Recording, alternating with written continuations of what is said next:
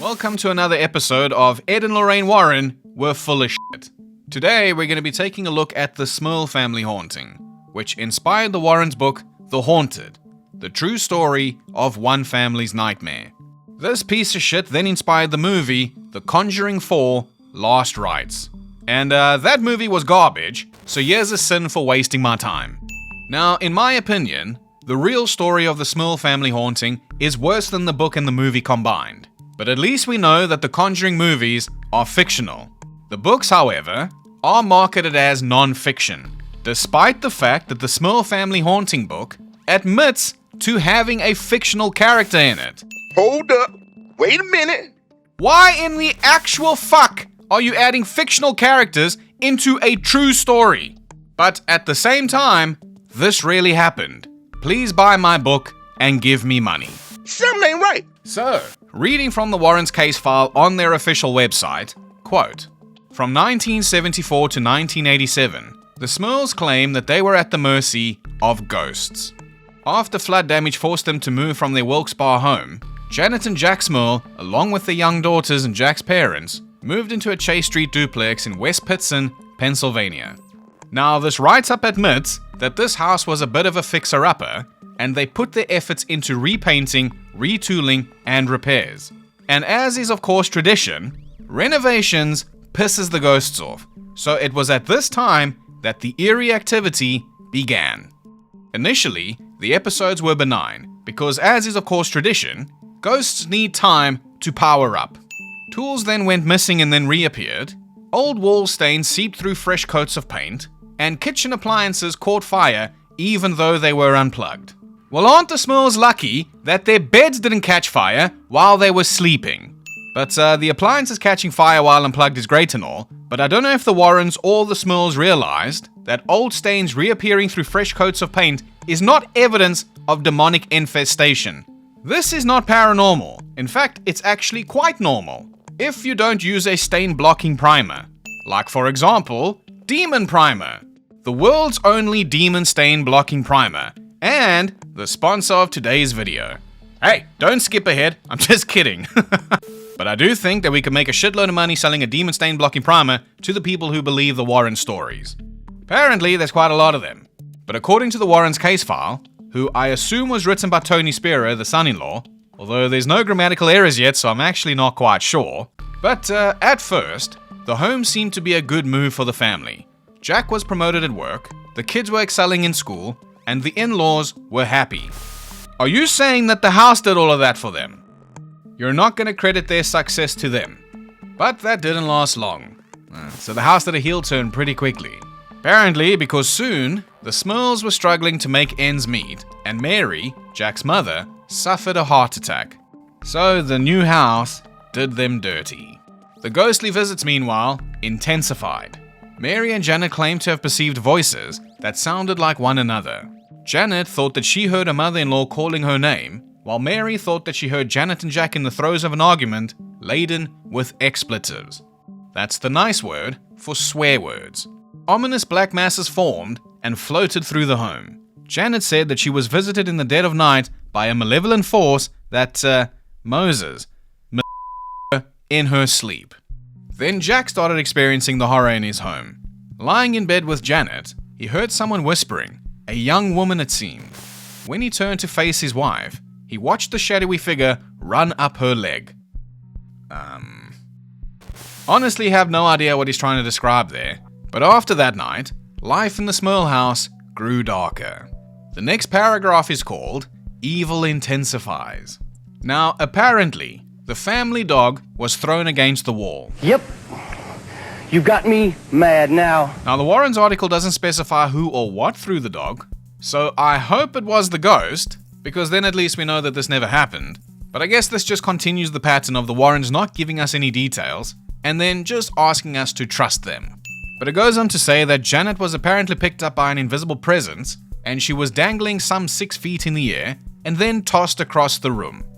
Assuming that happened, that is reason right then and there to leave this fucking house and never come back. Surely you've got friends and other family members that you can stay with. Surely they would be sympathetic to your situation, because apparently, according to them, there were 30 people, including neighbors and other family members, who witnessed the shit in their house. Yet, they continued to stay there. How the fuck does that make any sense at all?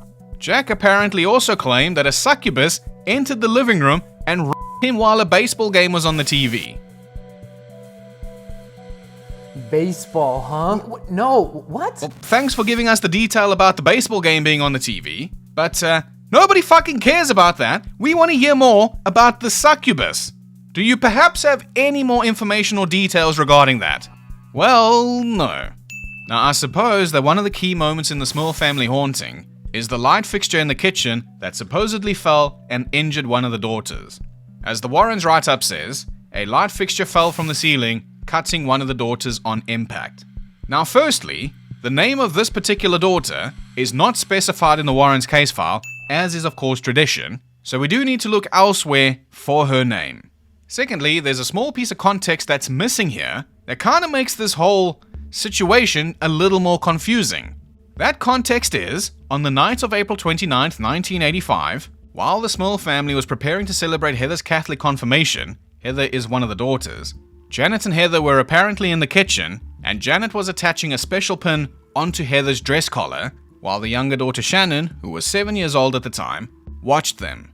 Suddenly, the three ladies heard a massive tearing sound just before the 4-foot kitchen light fixture came crashing down. Now this is where the choose your own adventure portion of the story begins, because there are 3 different canon events concerning this falling light fixture. According to Kenny Biddle writing on the Skeptical Inquirer, the first claim, seen in a recorded interview, Janet says that Shannon received a gouge on her forehead. The second claim, seen in the first published newspaper account, the fixture narrowly missed Shannon altogether. And the third claim comes from the 1991 made-for-TV movie The Haunted, that reported that Shannon was struck in the shoulder.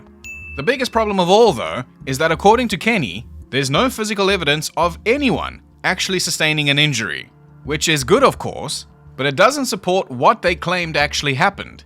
However, I guess it does support the first published newspaper account, that the thing missed Shannon, but then why are we changing the details? Imagine in like D.B. Cooper's story, there were like 3 different versions of how he handed over the note to the air hostess. The famous no funny business or I'll do the job note.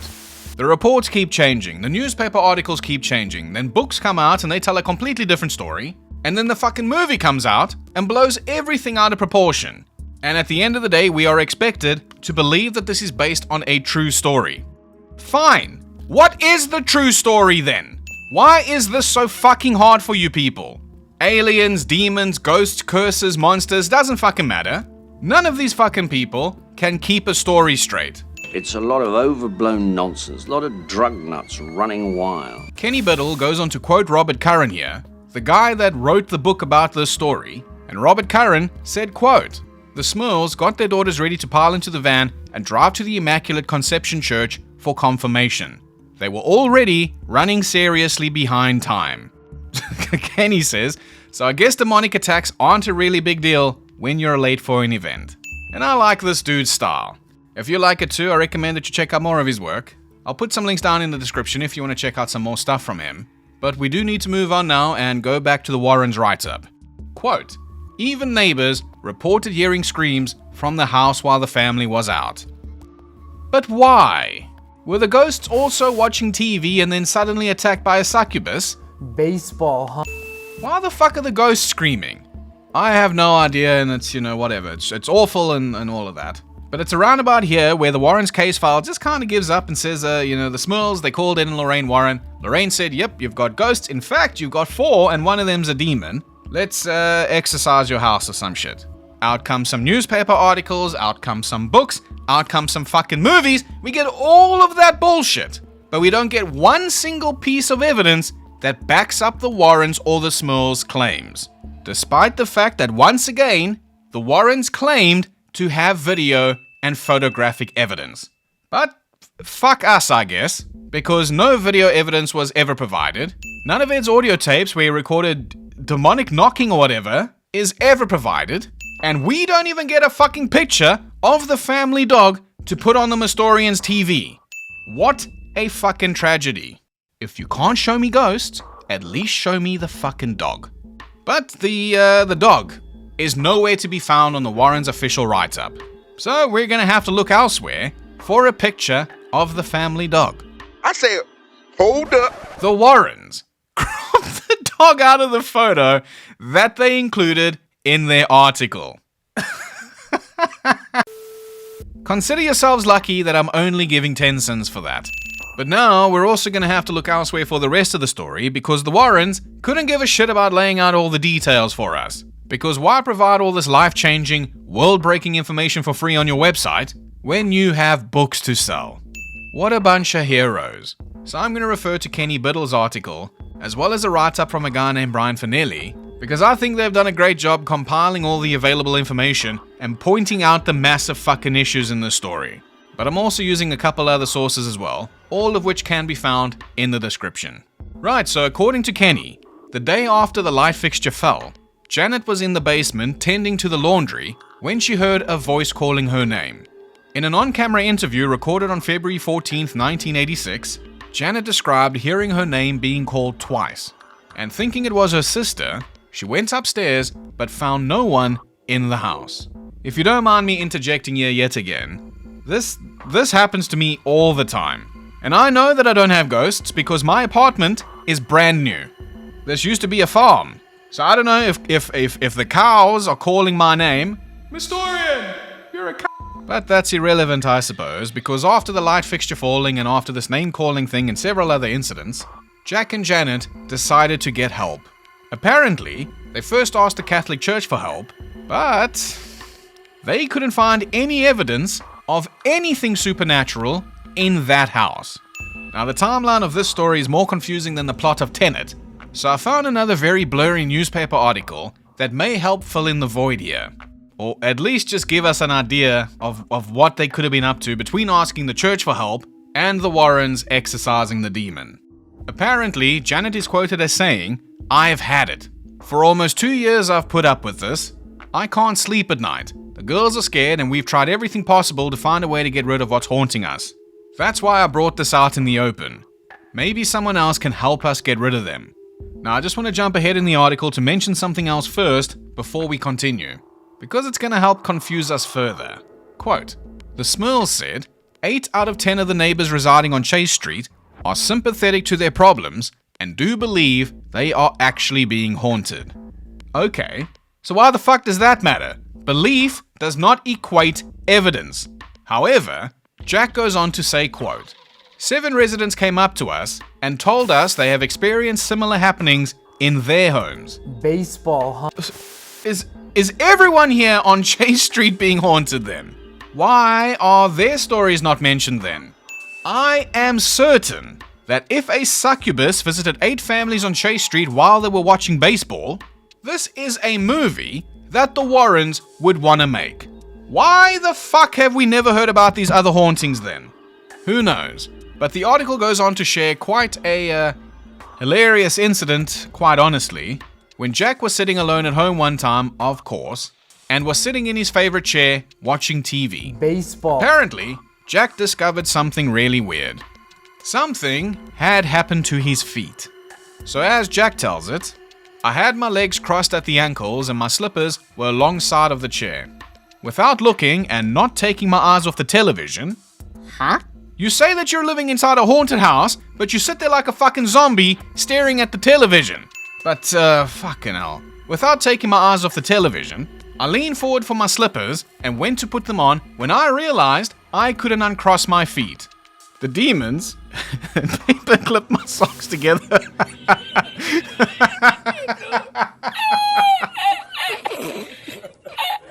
The demons had paperclipped my socks together from the inside where they met. I'm sorry. That is fucking funny. I'm sorry. Is this demon like a fucking child or something? This sounds like some shit your school bully would do to you, like tie your shoelaces together.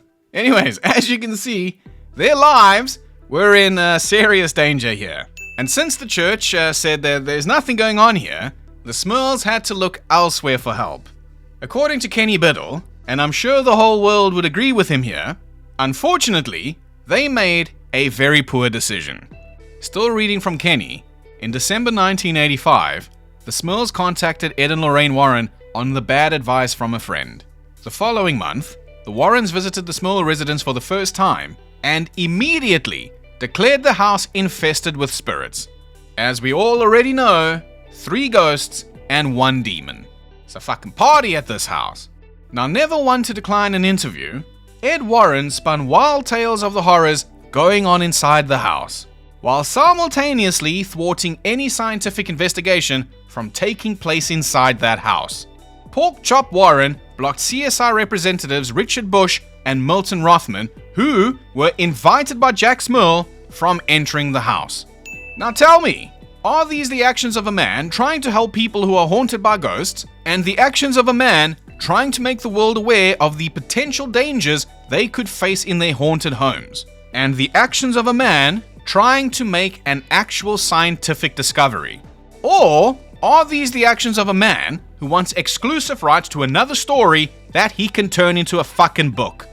A book, by the way, that no one will be able to challenge because no one else was there to see what happened.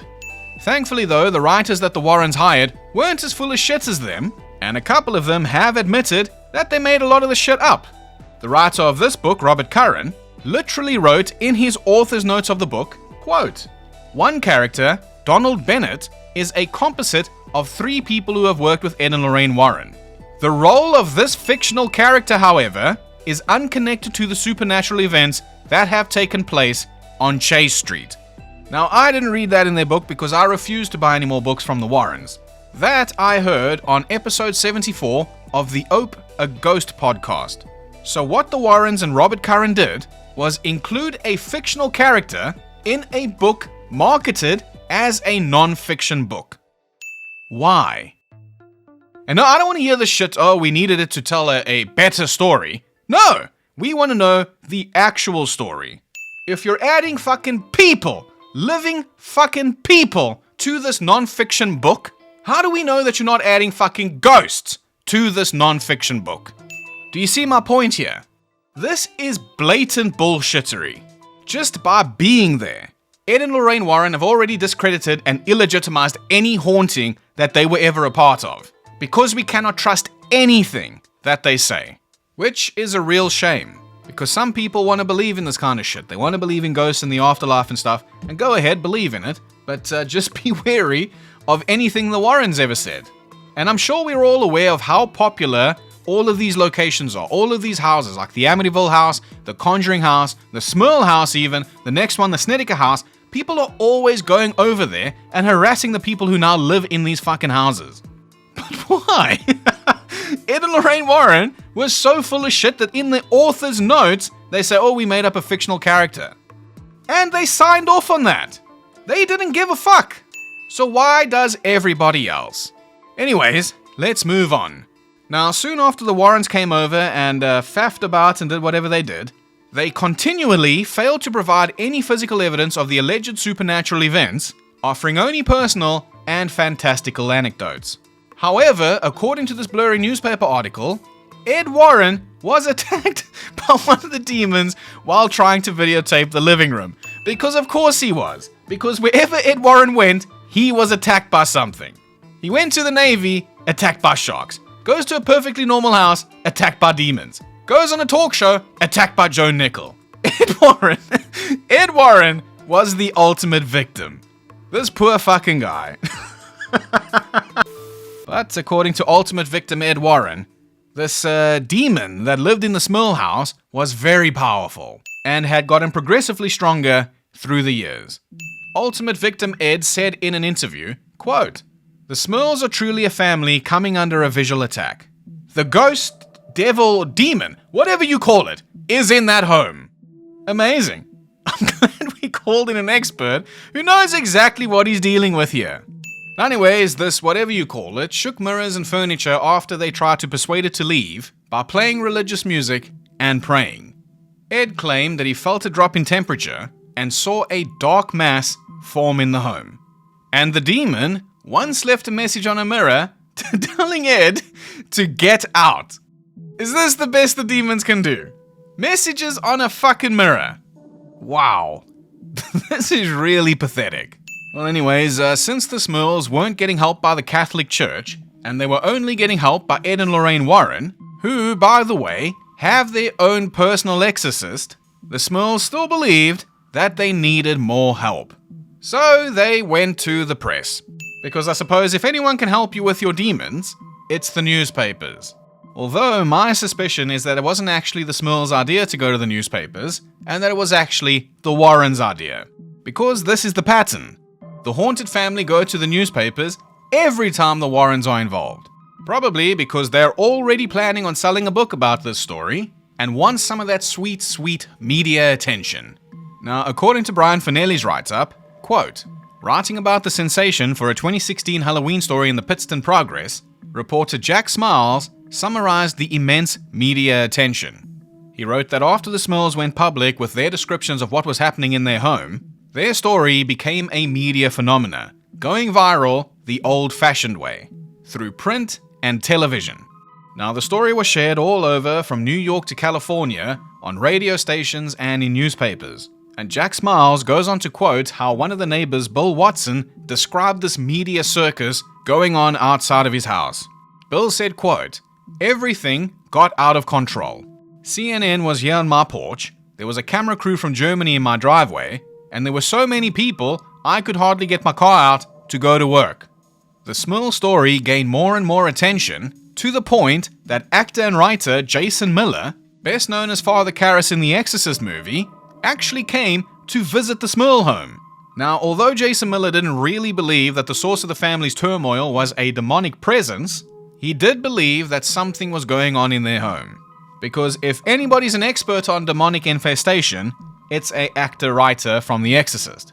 Now, I don't really understand what he told the Scranton Times. As it's written on Brian Fanelli's website, Jason Miller told the Scranton Times that the Smurls feared the infestation would eventually get to the family. So I'm not quite sure if that's like a typo kind of thing. Maybe what he meant is that the infestation that they feared would eventually get to the family. So it's like a mind over matter kind of thing. Like it's all in their head. Or maybe he meant because they fear demonic infestation, a demon would eventually come. No idea what he meant by that, but undoubtedly, this famous actor from the Exorcist movie actually going out to visit this haunted house brought even more attention to the story. According to Sheena DeLazio writing on TimesLeader.com, eventually in October 1986, a famous mentalist and magician known as the Amazing Kreskin also showed up at the Smurls' home, basically to debunk their claims. Kreskin would then demonstrate a couple of ways that things can shake and go bump in the night without the help of the supernatural. In one example, he told news reporters and bystanders to think about the most violent thought they could, and a table then leaned to one side and crashed on the floor, taking a glass of water with it. Now, I can't find a video of that happening, but I did find a video of a similar trick that Kreskin does with members of the audience with a levitating table. So it's possible that it's the same kind of trick, but I'm not really sure.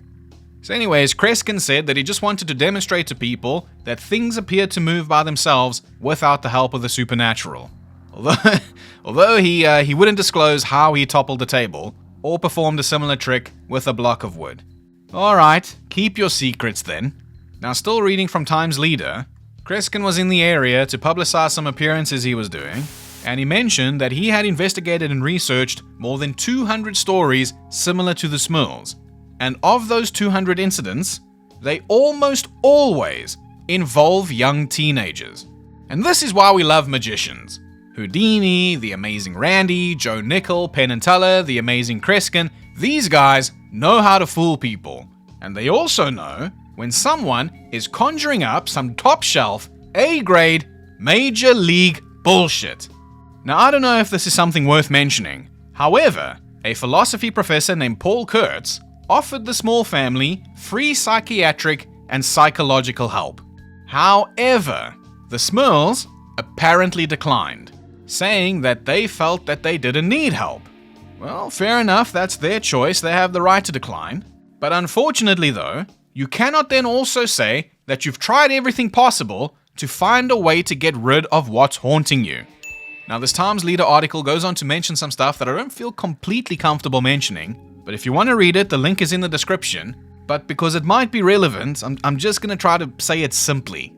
So just before all of this started, one of the family members had an operation to remove water from the brain and was then reporting memory loss. So, yeah. Baseball. But the Smurls did also mention that at least 30 other people, including neighbors and other family members, experienced these strange occurrences at their home as well. And apparently they also said that the Smurls didn't need help. But surely, if a succubus is sneaking into your house while the baseball is on, and you're getting lifted 6 feet into the air by an invisible presence, and then thrown across the fucking room, then surely you need some help. Most people are not equipped to deal with these kind of things. Most people need to call pest control services to get rid of fucking cockroaches. So how the fuck can you say you don't need help? So this is all very confusing. Now, according to Kenny Biddle again, to keep the media frenzy going, ultimate victim Ed Warren announced that an exorcism would be performed. This religious rite would not be conducted by the local diocese, but instead by an excommunicated priest the Warrens brought in themselves from Connecticut. This priest was Bishop Robert McKenna. He's the guy that saved William Roll Ramsey, the South End werewolf. Amazing. I bet that Robert McKenna is gonna save the day again here.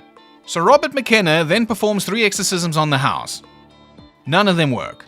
Probably because he lost his priest powers when he went excommunicado.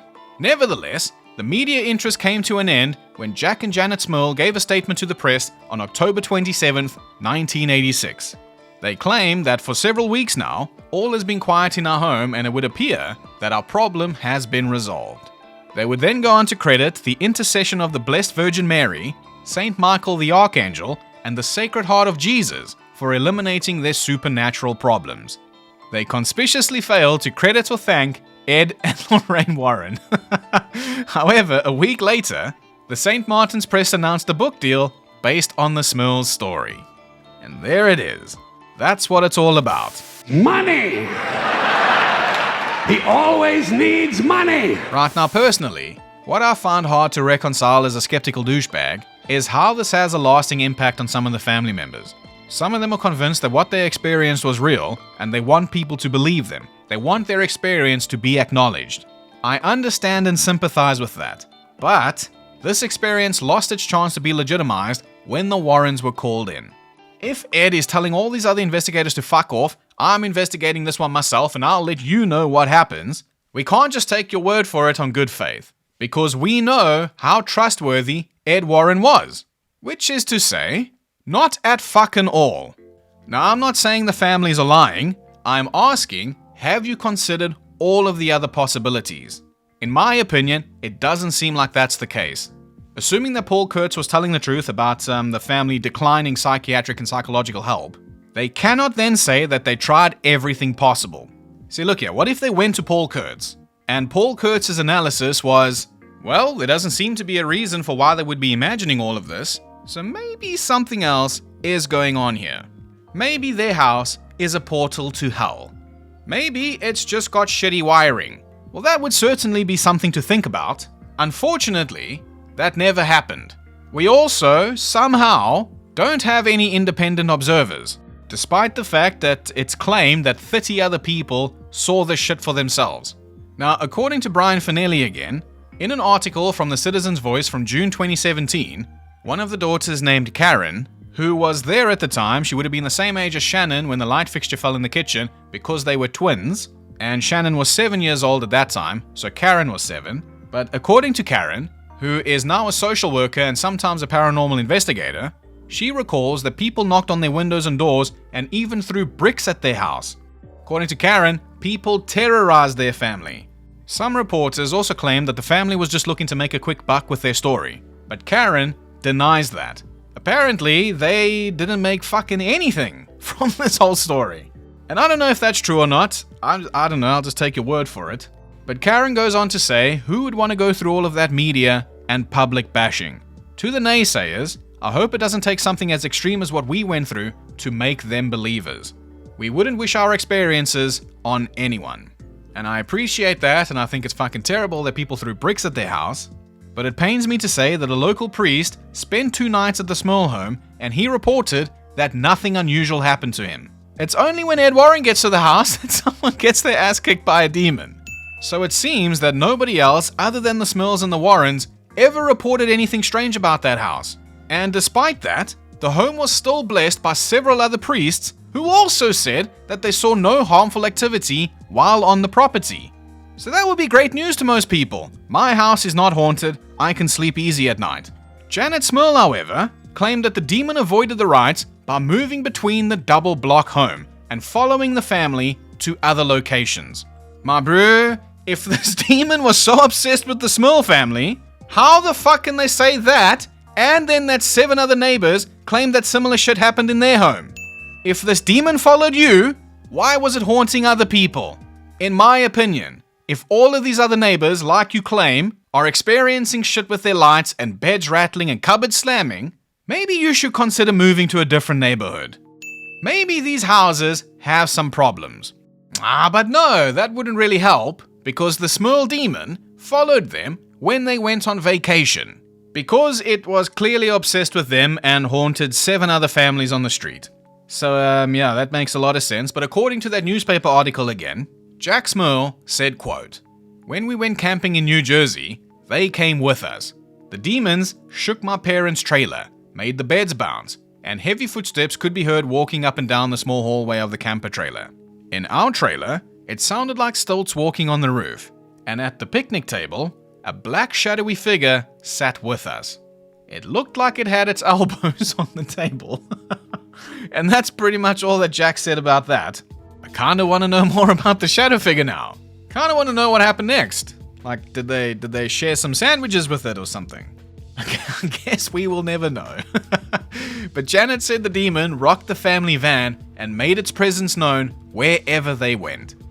What about church? Did it make its presence known there? Probably not, because they didn't find evidence of anything supernatural happening. But hey, after 3 failed exorcisms, the house was still somehow cleared.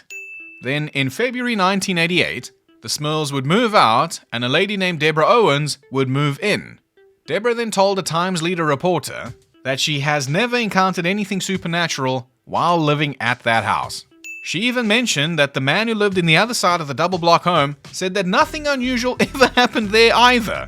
So what is the shits about the other neighbors reporting things too? This is the closest fucking guy to the haunting, and nothing happened to him. Ghosts and demons seem to be very selective with the people that they haunt, don't they? Apparently after they moved out, Janet Smurl claimed that the hauntings had finally stopped. Amazing. So everything worked out after 3 failed exorcisms. Now, according to legend and international hero Joe Nickell, talking about the original Conjuring case, the Perron family haunting, quote, "In nearly half a century of investigating paranormal claims, I have discovered a big secret.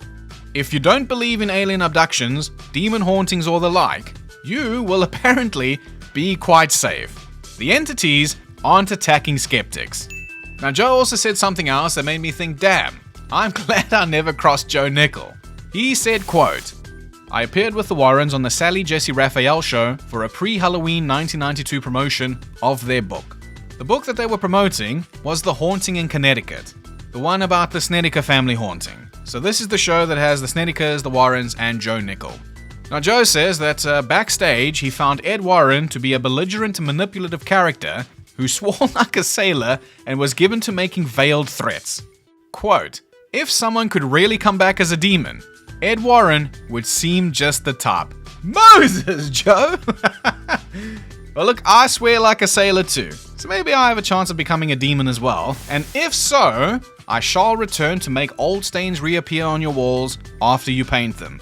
Unless you purchase my latest product, Demon Primer. Use the code GULLIBLE to get 20% off your first purchase, and maybe next time we'll go over the Snedeker case, because holy shit, is that a bunch of fucking bullshit.